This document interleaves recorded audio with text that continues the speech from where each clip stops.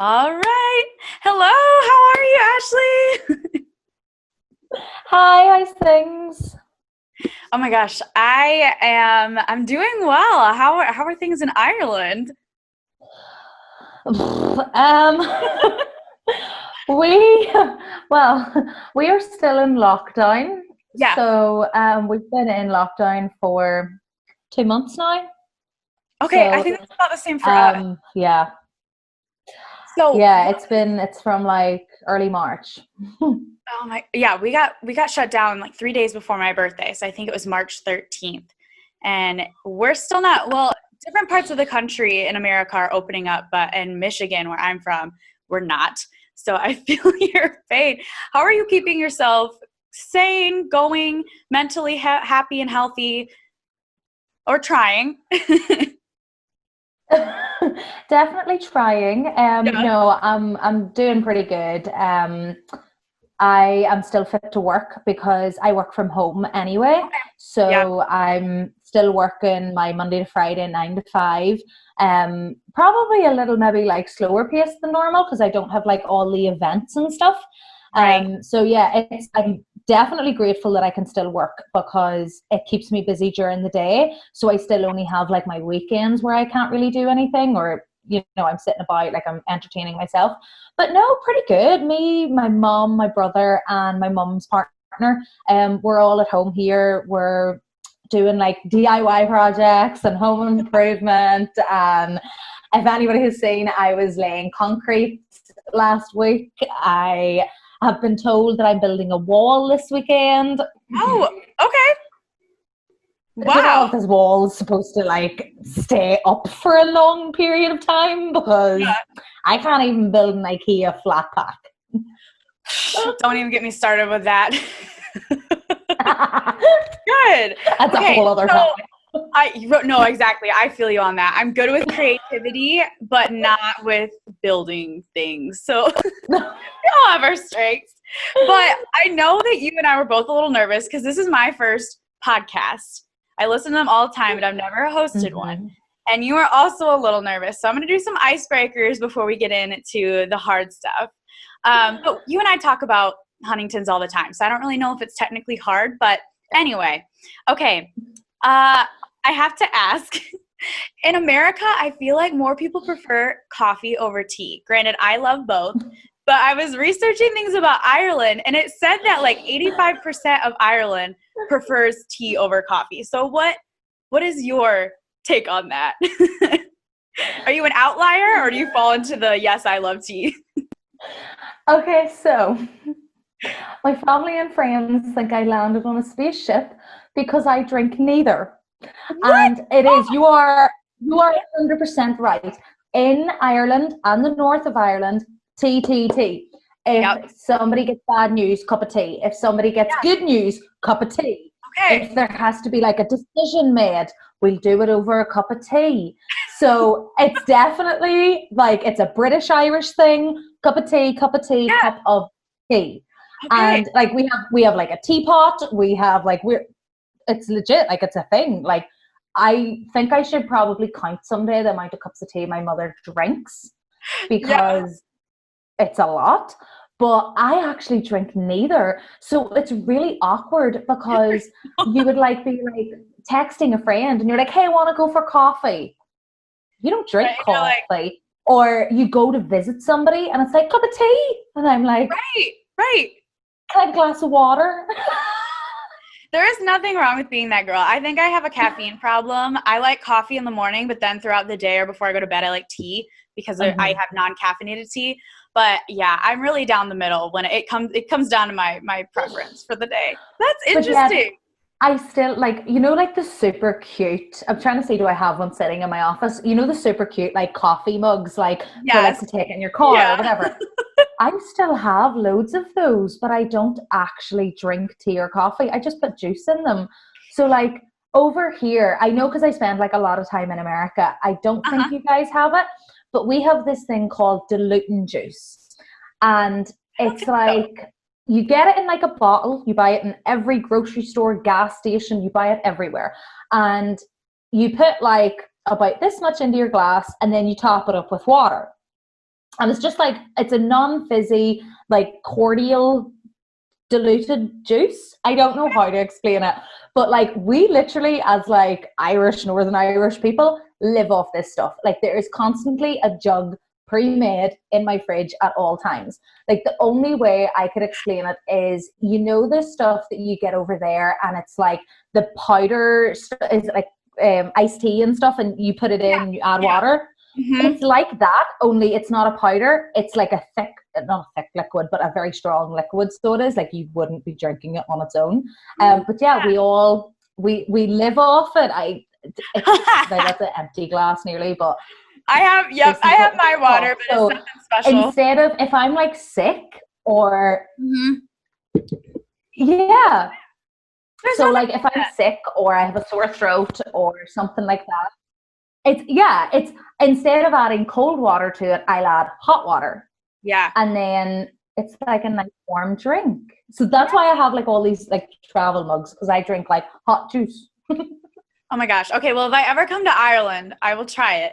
And speaking of, if we ever get out of this quarantine and I were to come to Ireland, where would you take me? Like, where is someplace you would absolutely have to take me?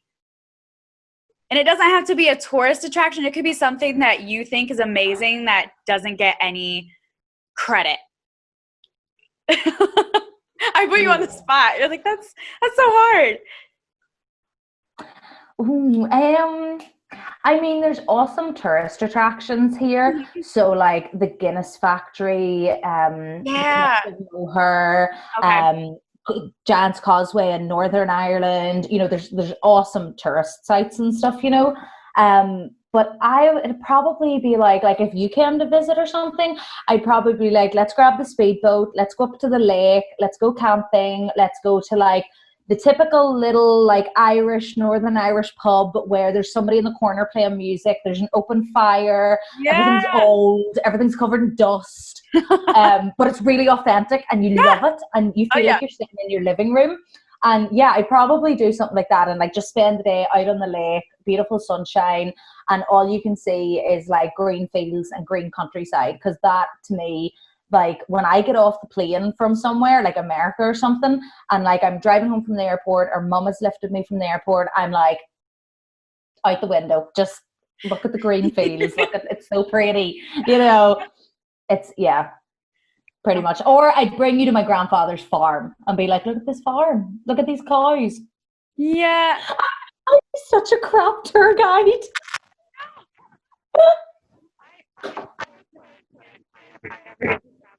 Outside of my state right now. Oh my gosh. Okay, well, I'm excited. I'm so excited. I'm going to leeway into now our topic, which is Huntington's disease. And if anyone is watching this who isn't familiar with Huntington's disease, we know that it impacts us a lot in very different ways, and it takes a lot from us, but it also gives us a lot. So Huntington's is a neurological genetic disorder similar to having ALS, Parkinson's, and Alzheimer's simultaneously. It's genetic, and if your parent has it, then you have a 50-50 chance of inheriting it. And it's very fitting that we're talking about this because it is Huntington's Disease Awareness Month, and you and I met because of Huntington's disease. And I actually remember the moment that we met because this is how it is with most people in the HD world. I find them on support groups or just through Facebook or hashtags on Instagram. We become social media friends, but we never actually get to see each other because we're either in different states or in our case, we're in different parts of the world. So it's great that we could connect over social media, but I couldn't even put your name or face to your social media. And then when I saw you at the Huntington's disease convention last year, I remember you said, wait, are you Champions for HD? I'm not drunk. And I was like, oh my gosh. So obviously we go back a little bit, but when did Huntington's come into your life? And what was your childhood like before and after Huntington's? Because for me, I feel like everything stopped and changed the moment that HD came into my family's life. Yeah, so it's my dad who has Huntington's disease. He got it from his grandmother. I do remember as like a little kid, like visiting my grandmother in this nursing home, but I never really knew like what was wrong with her. Like, why did she talk funny? Why did she look funny? And I was so young. A, I wasn't asking these questions, and B, my parents were just like, Granny's she's just special. She's just sick, you know. And it was then, I think when I was like 14 or 15, so it was my second last year of high school, because we leave high school at like 15 or something compared to you guys. Right, okay. So it was like my second last year of high school. And I was actually yes, I was underage. Yes, I was 14, but I was in a pub. And I was in a band, and it's slightly different to the bands that you would maybe have in America, but I was at a band period, and I was in the pub with friends and family and stuff. Obviously, I wasn't drinking. I was 14. And my uncle was sitting at the bar, and he was actually home from America visiting. And he was like, oh, it's such a shame about your dad. And I was like, huh? What's wrong with him? At this time, I was actually not speaking to my dad because he was just being so mean to me. And I just made the choice to I'm just going to stay away from you, because he was just saying mean things. He was telling me that I didn't apply myself in school, that I didn't go to the right school, that I should have been going to a grammar school. You know, I wanted to be a lawyer. And he was like, you're not smart enough for that. So that was fine. We all know it was the HD. It's not a big deal. But at the time, I was like, oh, go away, will you? So I wasn't actually speaking to him. And my uncle then was like, yeah, it's such a shame. And I was like, what do you mean? And he was like, well, your daddy's got that thing that your granny had. He's sick. And I was like, oh, right, okay. So I went home and I asked my mom, and she was like, wait, did your dad not call you and like get you to come over to the house and tell you? And I was like, tell me what? I'm like, somebody tell me. So I had no idea. But it's really like, I laugh about it. My mom, I think, still feels a bit awful about it. But I'm like, hey, it's a funny story. It's like, what, you know? So that's how I found out. Everybody sort of thought I knew, and I didn't. But it was fine. It was quite funny. But yeah, so I found out, and then things changed, because it was like, it gave me like a reason for why my dad had all of a sudden like became so mean. So I could now like put this like two and two together and be like, oh, he doesn't hate me. There's something wrong. So it answered questions that way. But definitely, like, this is like over 10 years ago we're talking. There was very little help out there. There was very little websites. There was very, things hadn't really been tailored as much for kids as what they are now. Yes. And by that, I mean, like, the HDYO website, I think, launched the following year, because it launched in 2009. So it launched the following year. So I took to Google and read horror stories, and it was awful. Oh, Google's the worst place to go. I did that after I got diagnosed. And I was like, oh, no.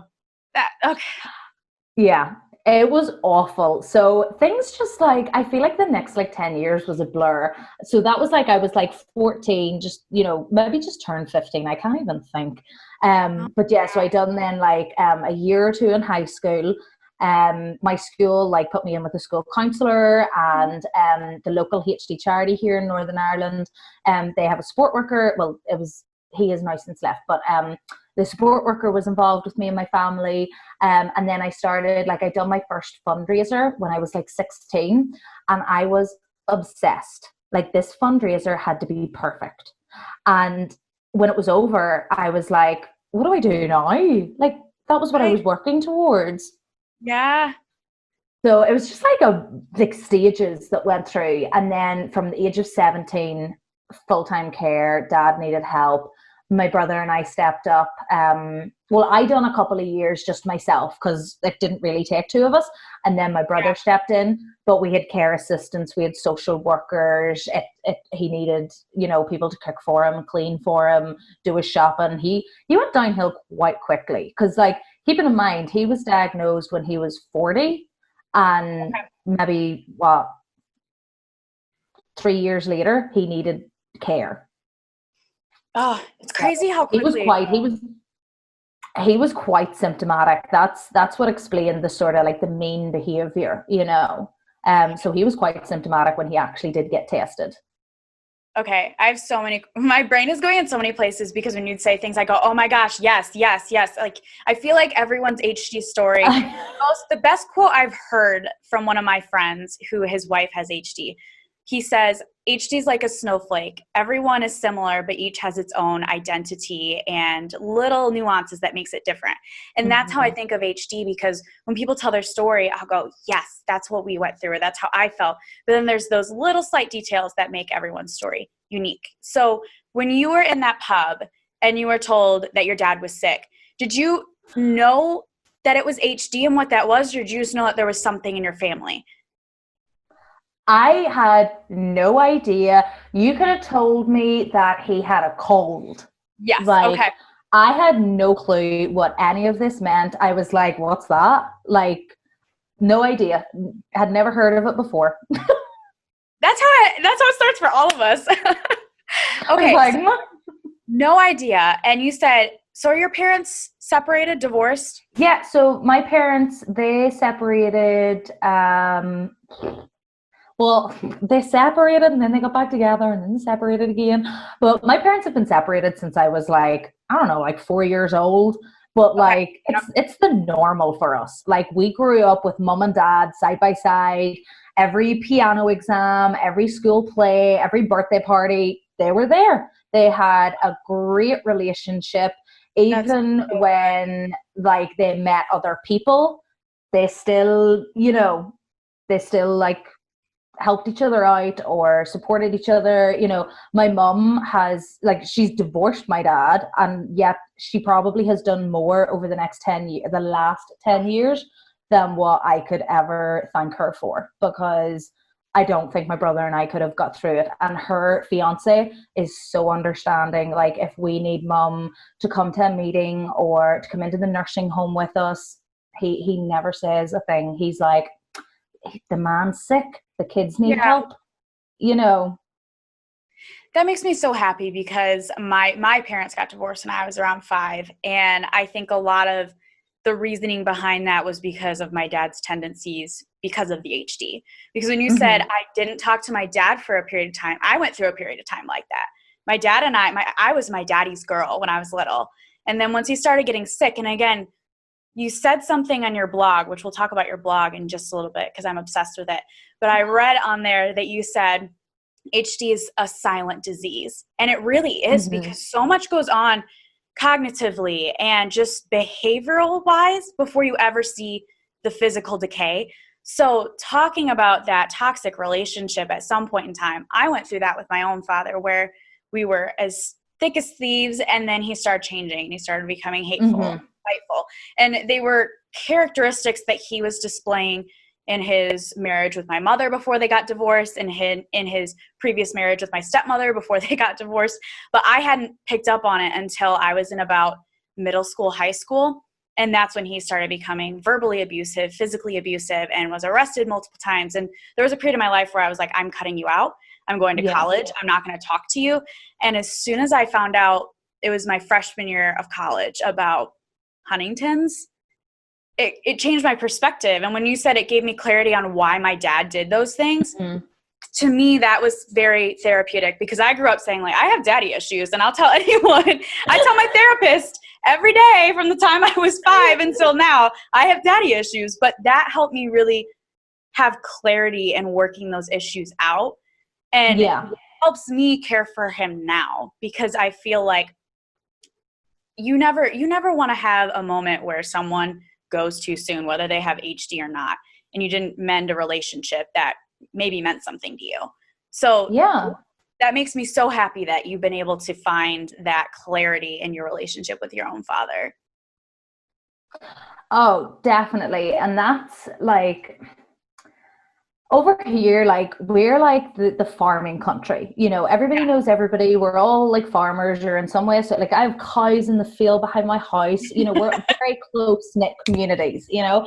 And a lot of people would say to me, did your mum leave your dad because he has Huntington's disease? And I'm like, this was long before Huntington's disease entered our life. I'm like, My dad was a difficult man normally.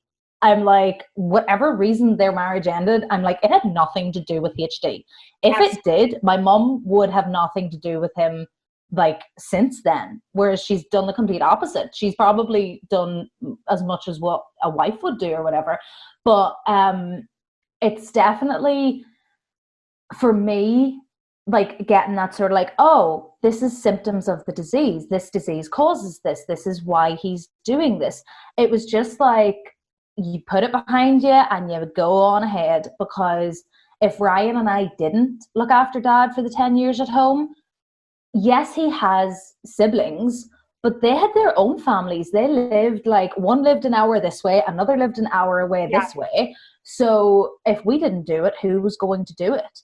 And you just kind of had to like, if he'd say something or do something, you just roll your eyes and be like, all right, okay. There was times where I'd be like, oh my God, he was so mean today. But like, you just like that. I had a counselor in school. I had a therapist in school. We talked things over. I talked to my mum, you know, but you did just sort of have to keep telling yourself, he doesn't mean it. He doesn't mean what he says, you know. And everybody would say that to you as well. If I was talking to like somebody else and I'd be like, oh, daddy said this today. He didn't mean it. It's fine.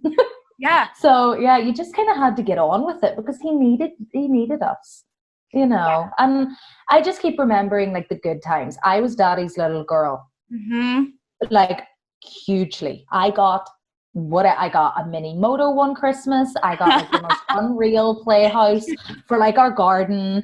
Like we had, this is how country we are. We had like an old car that we literally used to drive around the fields in, like the neighbors, the farmers' fields. Like when they'd cut the grass, the ground would be all chewed up anyway. And we had this old hunk of junk car that barely drove. And daddy thought this was great. And the kids could learn how to drive. I think I was like 10 or 11, because my feet weren't long enough to reach my legs weren't long enough to reach the pedals. So I would like have to scooch way forward on the seat, do the pedals, and my brother would have to do the gears beside me, because I was too small to do both. Yeah. Yep. I mean, we were safe. He was watching, I'm pretty sure, from a distance. But this is the kind of stupid memories that I love and cherish. And I'm like, that is the daddy that I grew up with. The dad that I have now with HD, it's just a slightly different version of my daddy. You know, it's like two different people nearly. No, it is. And that's one of the biggest things that I try to convey to people when I'm talking about the disease who aren't familiar with it, or just in support groups and reaching out to people, is before you ever lose someone with HD, like, you know, physically when they pass on, you lose that person that they used to be, and you have to grieve that. And that's really difficult to do. And I think that the one thing that I am very fortunate and blessed for was that before HD ever came into my life, my mother, once her and my father got divorced, was very adamant about keeping my mental health in check. And so I was in therapy from the time I was 5 years old. And right now I go on and off. I used to go every couple weeks consistently for over a decade of my life.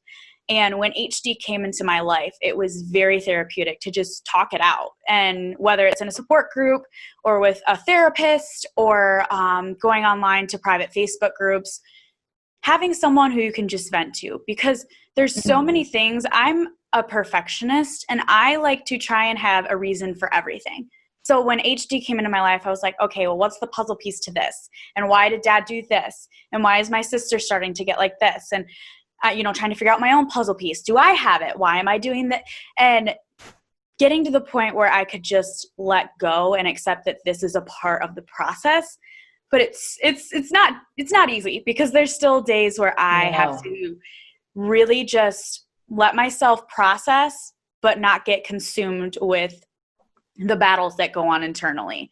So how have you been able to help your own mental health throughout all of this? You said that you saw a counselor when you were in high school. How do you keep yourself mentally, because being a caregiver, especially, that's a full-time job. Yeah. So people ask me this like regularly, and I don't really have a concrete answer. I'm like, So we had care assistants that went in and done like the day-to-day like personal care and stuff like that, because we just felt as a family it wasn't appropriate for me to be like toilet and daddy, or Right. doing those like personal care needs. I done it. I don't care. I'm like, come on, let's go. I'm like, you need to go to the toilet. Let's go. It doesn't bother me. But I just didn't think it was right, like every day, all day. So Absolutely. my mum was very strict, isn't the word, but like she was very like, this is the way it has to be. I had to get an education. My brother had to get an education, and HD wasn't allowed to like completely take over our lives. I'm sure she loves me now because I literally like work for a HD charity and blog about it. So, Yeah. Yeah. but I got her point, like my brother's a qualified joiner. I have a degree in events, like I went to university, I done all my school stuff. It definitely wasn't easy while looking after dad, because I would get phone calls in the middle of class, or I'd have to rush after class to sort something for him and then rush back to school or try and get coursework done, or, it definitely made it harder. But over the years, I would dabble in and out with like the support worker that was available through our HD charity. And like, if I needed advice on something, I'd nip in and out to that person. And then I just sort of, I don't know, I kind of just got up and got on with it.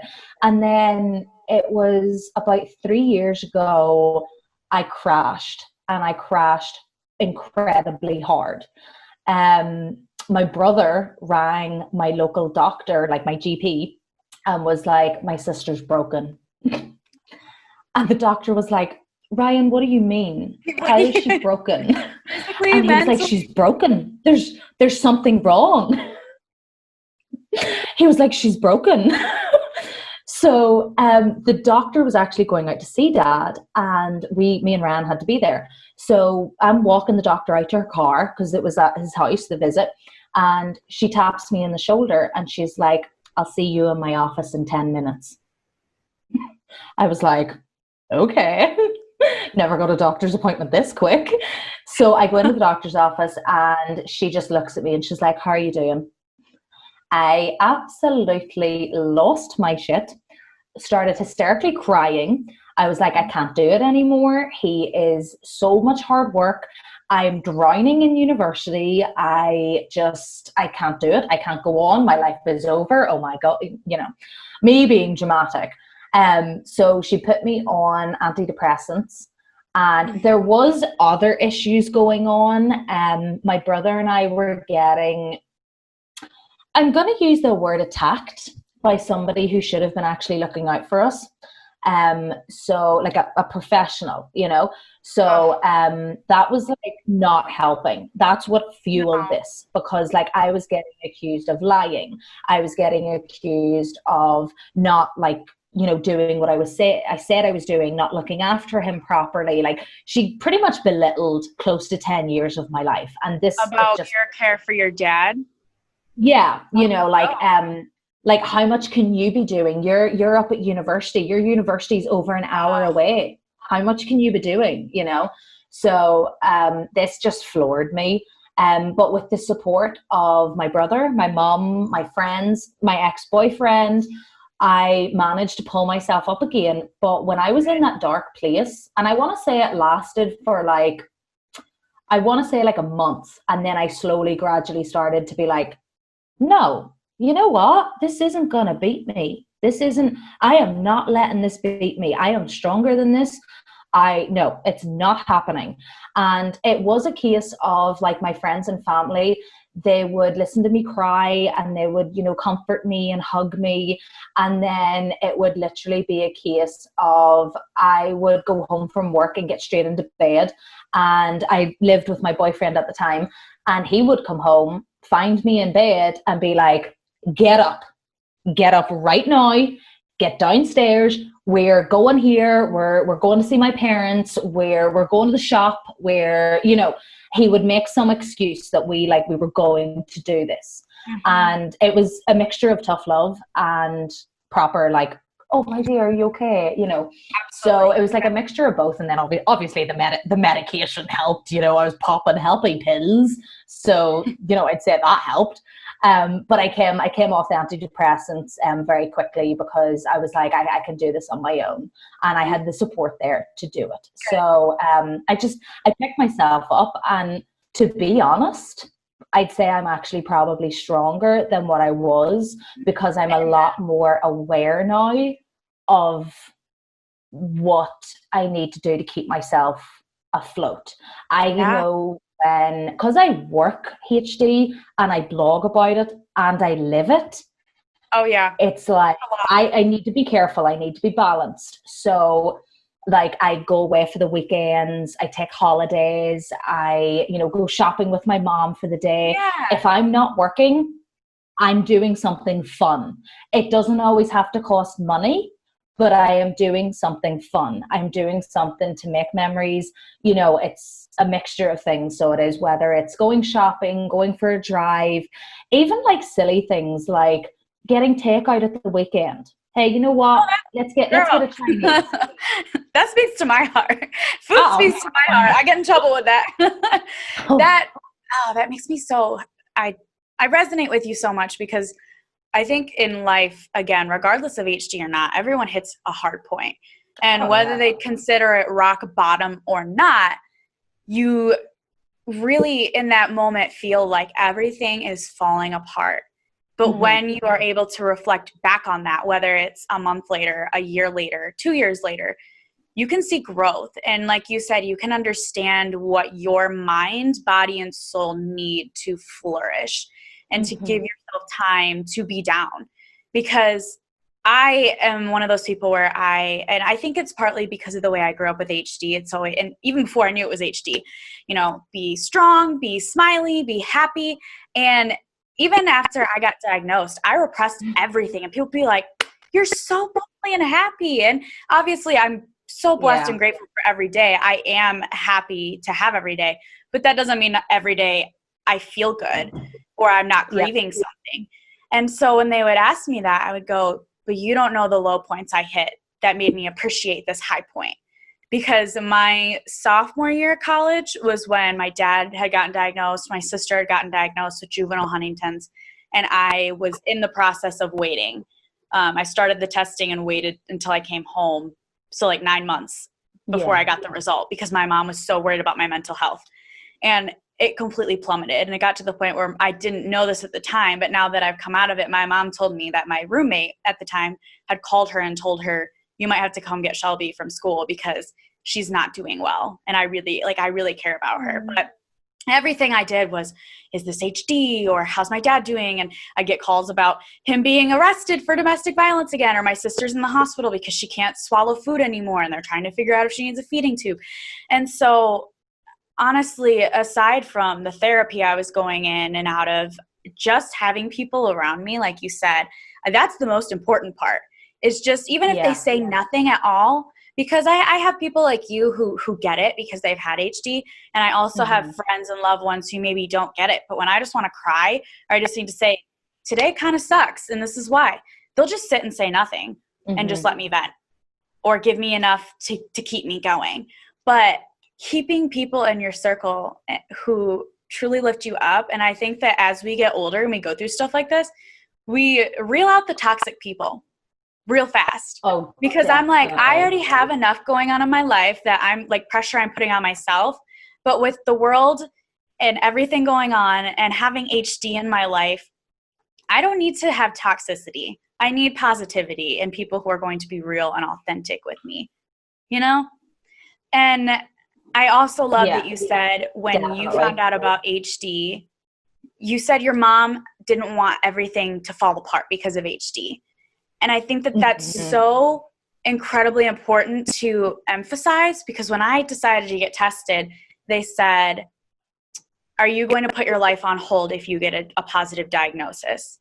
And I said, you know what, honestly, I think it'll make my life feel more, I'll have more gratitude for it, and I'll want to do more than I ever have before, because I won't wake up and go, it's just another day. I'll go, wow, this is a healthy day I have. Yeah. And that doesn't mean that every day you have to be hustling and grinding and being productive, because some days you have to just, like you said, unplug, retract, because when you and I are both very deep into the HD community, which is such a blessing, but being on different boards and running our own social media and then living with it, you do have to take time to go, okay, today I'm not going to, I mean, you think about it subconsciously, but today I'm just going to retract. I'm going to have a glass of wine. I'm going to go for a walk. I'm going to listen to my favorite music or a podcast, like whatever makes you happy. Especially as a caregiver, you have to give yourself the ability to just unwind. So I commend you for doing that and staying true to that. Totally. And it definitely is like, I have like my HD friends. So whether that's like the likes of you on social media or people here in Northern Ireland or, you know, whoever that is, they are in some way connected to HD. And then I have my friends that is like no HD. And I'll like go away for the weekend with them or something, because like we go dancing and stuff for the weekends and that, and we'll be like driving down the road, or we'll be like booking into like our Airbnb or something, and they'll be like, oh, how's your dad? And I'm like, he's fine, but this is a HD free weekend. Yes. Okay. We're not doing the blog. We're not talking about it. We're not talking about testing. I'm like, this is a HD free weekend. Done. And like, I literally, like, all I wear is like my blog clothing. I won't even pack it. I won't even bring a t-shirt with HD on it. I'm like, this is HD free. Right. And like, it's definitely something that. like That's when so I good. moved home. So like, I know. So like when I moved home last summer to my mom's house, we redecorated one of the rooms as like a bedroom for me, because I have like a ton of crap and I needed a big room. So we redecorated one of the rooms in the house. And I don't know if it's like a thing in America, but over here we have like a good living room. And it's pretty much a living room with like a fancy suite of furniture and fancy carpet and the fancy good china and you know, that kind of stuff. You're not allowed in it. You're not allowed to eat in it. You're not allowed to drink in it. Like, I don't know why they have them, but anyway, it's phasing out in like our generation, but it's definitely a thing. Like we had one in this house, so we got rid of it. So if anybody like sees any photos I post, there's like a big, huge fireplace in my bedroom. This is why, because it used to be a living room. But when I moved home, obviously my relationship had broken down. I was now moving after 9 years. Well, I was only with my partner for 4 years, but after having moved out of home for 9 years, I was now back living at home. So it was a little bit of a rough time. But I said, Mom, I was like, this is my bedroom now. And she was like, yeah. And I was like, okay. I'm like, this is a HD free zone. I'm like, we're not allowed to talk about work in here. We're not allowed to talk about dad. We're not allowed to talk about the blog. We are not allowed to talk about Huntington's disease in my bedroom. And she was like, that's a good idea. And like, I read a lot of HD books, like by a variety of authors and stuff. And like, if I'm reading a HD book, I won't even read it in my bedroom. I'll like go sit outside or go sit in the living room. I will not have Huntington's disease in my bedroom. My clothes, my Huntington's t-shirts are lucky they're allowed to live in my wardrobe, because it's like, that's my safe place. I go there to watch, like I have an armchair in my bedroom, I have my TV, and I have like, I sit and I watch movies, I paint my nails, I put tan on, whatever. I'm like, this is me time. I'm walking about with a face mask on. I look like scary. I don't even know what. Like, we're all living in face masks in quarantine. Let's be honest. Dude, I'm like, if you'd have seen me half an hour before this started, I'm like, I never have hair and makeup done. It's like this is messy bun, facial mask. Like, I'm not gonna lie. My hair was in a bun on top of my head all day. Got out of the shower, just tied it up. My hair is still wet. This is like the natural. My hair is still wet at the back. I'm like, that's why I keep pulling it forward. I'm like, look at the dry bits. I love it. But yeah, so like my point is, like, I would have like non-HD trips away, non-HD in my bedroom, you know, because even like that vacation that I took last summer, I went over to America to stay with my aunt in Connecticut. And when I seen that the HDSA convention was in Boston, I was like, that's like up the road. Yeah. Like, fair enough, it was like a 2 or 3 hour bus journey, but to me, I was like, that's up the road. That's super close. Absolutely. Oh my God. So my dream was to go to that convention, like dream. And I saved and I saved and I saved. And yeah, I was like, let's go. Let's book this. So yeah, went over but like that, my 2-week vacation to visit my aunt and my family and my friends in America had a 3-day Huntington's disease conference right in the middle of it. Perfect. So there's always HD, you know.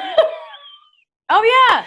There's always something HD. But I don't mind. I really didn't mind. I was like, this is awesome. But that's why I think it's so important to have like a HD free zone or a HD free day, or, you know, like Sundays, we don't talk about HD, or, you know, we're going away for the weekend, we're going away for the night, we're not going to talk about HD. You know, for me personally, I find it's a huge help because like I have social media hooked up to my mobile.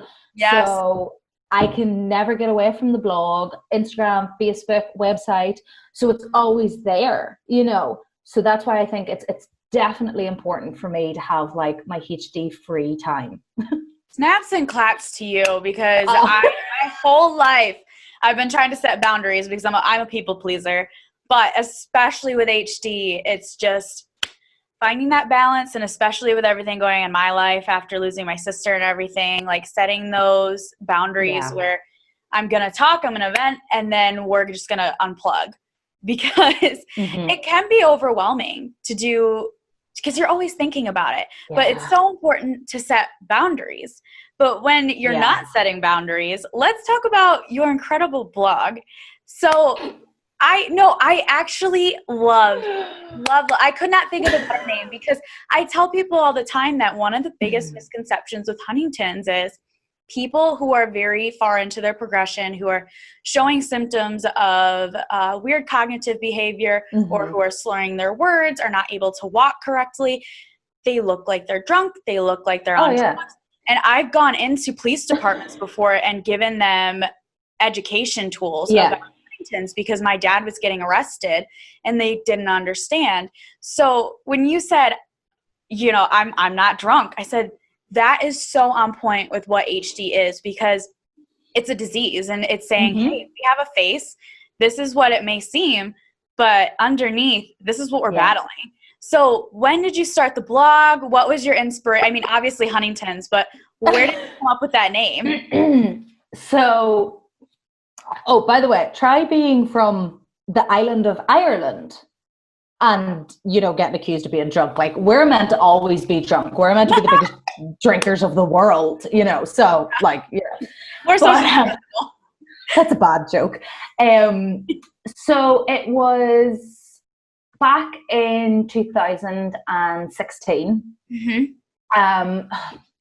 This is where, when I'm telling the story about how I started hashtag I'm not drunk, I always try to sort of say, this has no political agenda. This is, please don't make it about politics, because over here we have not issues. We've had a tricky past with the Catholics and the Protestants. Everybody knows about the troubles in Northern Ireland, okay? So I always try to say to people, like, please don't make this a political thing. So my dad, my brother and I went to the 12th of July, which is a celebration here. It's a bank holiday. It's a public holiday, and there's huge parades all over Northern Ireland. So it is. It is mostly in the Protestant community. So that's why I try to tell people, please don't make this a political agenda. My father has been doing this for many, many, many years, and we wanted to continue him being fit to go to this. Just because he was sick, we didn't see why that should stop. Oh, absolutely. So, and FYI, me and my family have like absolutely no issue with the whole like religion thing. So just get over it. You know, like, don't try to drag me into that. You know, don't drag me into that pool. Anyway, so we took him to the 12th of July celebrations, and there is thousands of people at this thing, right? And the orange men wear collarettes. So Daddy was walking through the crowd, or like stumbling through the crowd, let's be fair. And Ryan, my brother, was in front of him. Then there was my dad, and then there was me. And like the men are in suits, like full blown suits. Like you dress up, you buy a new outfit for this day. Like, so we're all dressed up and we're walking along. And this woman in the crowd looks up at my dad and she's like, "That's a disgrace." And I was like, "Ah?" I was like, "What?" And your fighting mode comes on. You're like, "Excuse me." Oh, yeah. But yeah, so she looks up and she's like, "That's a disgrace." And I was like, what? She was like, "He's drunk at this time of the day." Like it was 12 midday. And she was like, "Drunk at this time of the day." So he had his collarette on. And if a lodge man is drinking, he must remove his collarette or turn it inside out so you can't see it, right? Oh, so okay. Dad had his on as normal. And she was like, "Take that off him." And it didn't like click with me. I was like, this man's gonna fall if I don't support him. I'm like, I got too much going on here. So I sort of walked on and I ignored her. And I was like, and we got through the crowd and we got Dad up to where like friends and everybody was hanging out. And yes, they were drinking. Daddy wasn't. He no longer drank at this stage. And we got him a little chair and we got him all situated. And I looked at my brother and I was like, what was that all about? Was she calling him drunk? And friends and stuff all started chipping in and they were like, yeah, that's happened before when we've had your dad out. You know, and like a friend of Dad's was saying, you know, I had him out one day and somebody called him he was drunk and I shouted at him. And I was like, oh, well, thank you so much for defending Daddy. I'm going to go do the same thing. So I went back to look for this woman.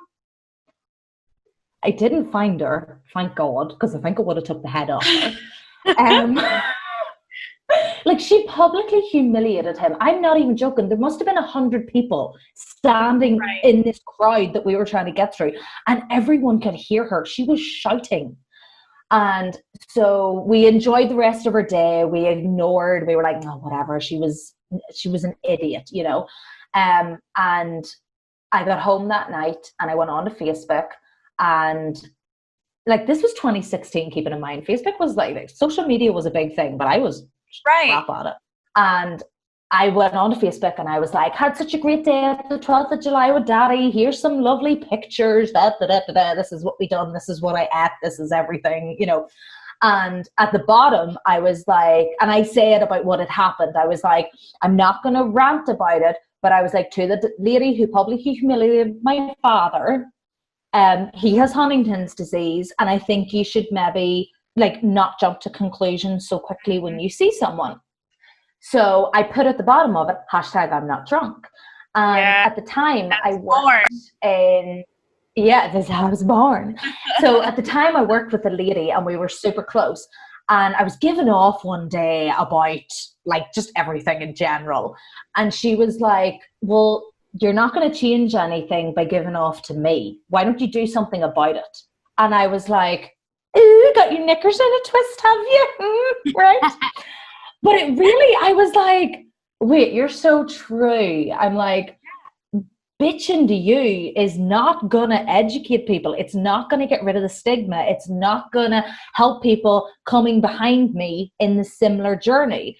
And I was like, okay, I can do this. I can blog. I'm a blogger. No, I'm not. I still don't call myself a blogger. So it just started, and it just like, it's been 4 years. There is no consistency. There is no rhyme or reason to when you will see a blog post on my website. Technically, the website was only made 2 months ago, but there's no rhyme or reason, nothing. But I'm doing it. And it's great. Yours. And I love it. And it's mine. And that's one thing I am very careful about, because I work for a HD charity. My blog and my job are completely separate, because obviously when I'm working, I'm like, hi, how are you? You know, I'm polite, I'm well-mannered, I do not swear. In my blog, I'm like, this is shit, you know, like, right. Giving up, you know? And I wanted that freedom. I wanted to be fit to tell it how it is. I wanted to be real with people. Like the amount of people that would private message me, like I get messages weekly and I love them. And if they ever stop, I will be so sad. I love the messages, the comments, you know, people reaching out to me and they're telling me their story or they're telling me something that has happened. And I'm like, oh my God, that's so shit. And I love that I can just be real with them and, Yes. you know, say what I want to say. But I'm also very careful in the way that, like, every now and again, you'll see me putting at the end of a post or, you know, putting somewhere, I'm not a doctor, I'm not a medical professional, I'm not a scientist. The only thing I can do is professionally plan your wedding. Apart from that, I'm pretty useless. No. But I've got ears and I can listen. You know, I can listen to you and I can talk to you. But like, don't take what I say for like gold, because it could be concocted. The fact that you have taken adversity and turned it into advocacy is very admirable. And that's what's given me strength in what I do, is knowing that there's a silver lining and a purpose to all of it. And I just want to say definitely that, like, it's definitely one thing, like a lot of people would reach out to me, especially when they hear the name, you know, hashtag I'm not drunk. And people would reach out and be like, oh yeah, you know, like my wife got, you know, told off by the police, or somebody publicly like told my husband they were drunk or whatever. And I got so mean. I got so angry about this. And I'm like, but what did you do? And they'd be like, I shouted at the person. And I'm like, okay. I'm like, the next time this happens, I'm like, why don't you just take a deep breath and just say, have you ever heard about Huntington's disease? Yes, use it as a tool to educate. Yeah, and you know, okay, so this is what it is. It's Alzheimer's, Parkinson's, and MS all rolled into one, and you know, and have like a little snippet of what HD is memorized in your head, and you know, educate the person. Now, I have actually come across where a person tried to educate a gentleman, and he turned around and was like, "You're lying. This is not a thing. You're scamming money." I was at a fundraiser. That's the worst thing. You're scamming money, blah, blah, blah. And he did not. They had like pamphlets from a legit charity. They had info flyers. They had business cards for like people that worked for this HD charity. He did not believe it. Okay, then you can shout at that person. That person's a bad man. This is me trying not to swear. So then, okay, shout at him.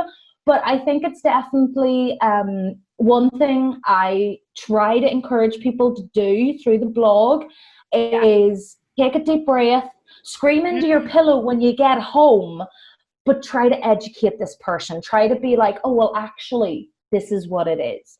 And 9 times out of 10, the person will be like, oh, I'm sorry. Right. Oops. Oh my gosh.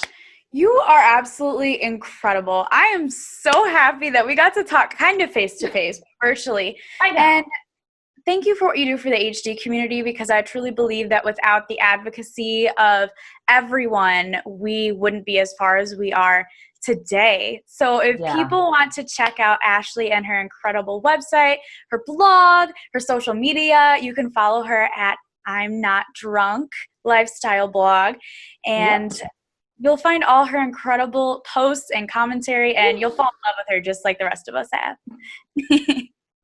Thank you so much for being my first guest. I know. This was awesome. It really was. I've loved it. Good. Well, I'll get some more people on, and once I get more comfortable and fluid, we can do another one. Oh, definitely. That was so good. It flowed really well. Like I have to say, it was awesome. And I feel like it was all the right sort of, like, even like the questions and stuff, I'm like, that's all like hitting the nail on the head. And, you know, because I definitely think it's, especially like the likes of you and I who are doing this, we as much as our life is online and it's an open book, at the same time, we only allow people to see what we want them to see within reason. Oh, absolutely. And I definitely think it's a great way to show a little bit more of like a personal side. Like I recently put up a video on Instagram about May being HD Awareness Month. And the amount of people who commented or wrote to me and were like, oh my God, this is what you sound like. And I'm like, you're a real person. I'm like, yes, I have a voice. It's a horrible Northern Irish accent. It doesn't know where I'm from. But like, yeah, it's definitely an accent I've toned down. I done an interview a couple of years ago with what do you call that online radio? We Have a Voice, you know, the radio. Yep. So I done an interview with them. I'm not joking. I don't think anybody could understand me. No, stop it. I bet that you were wonderful. I think you're just being hard on yourself. We have such thick accents back here, though. Like we have really great, thick though. accents. I know it's they're grand. So I spend that much time in America. I've learned to tone it down. So I have, because I'm there every year. I'm supposed to be there in September. I know. This all. But thank you. Thank you so much. Welcome. Thank you so much. I cannot wait to see this. I'm totally watching it back. I'm going to be like, yes, I'm going to go. I have an appointment that I'm going to head to now, but once I get home tonight, I have another appointment. But I'll probably edit it tomorrow. Hopefully get it up by like Friday this weekend. But I'll let you know. Yeah, no rush. No rush. I was meant to have a blog post sent to somebody 2 weeks ago. Oh, it's fine. I'm doing it tonight because I'm like, now that I have like everything, like I'm all set up and I'm logged in, and you know, I'm like, okay, I'm doing this tonight. It's right. Done. Oh my God. Snaps and claps to you, girl. I love you. Thank you so much. I love you loads. And hopefully when COVID-19 is over, we can meet up again the next time I'm over. Because like, I mean, amen. Connecticut's not that far away from you. It's not. It's that far. No. I could get a bus. I'll make it work. We'll figure something out. Yeah, well, we could like meet halfway or something. Like, yeah. Girls' weekend. Yes. Cocktails and margaritas. I'm so down.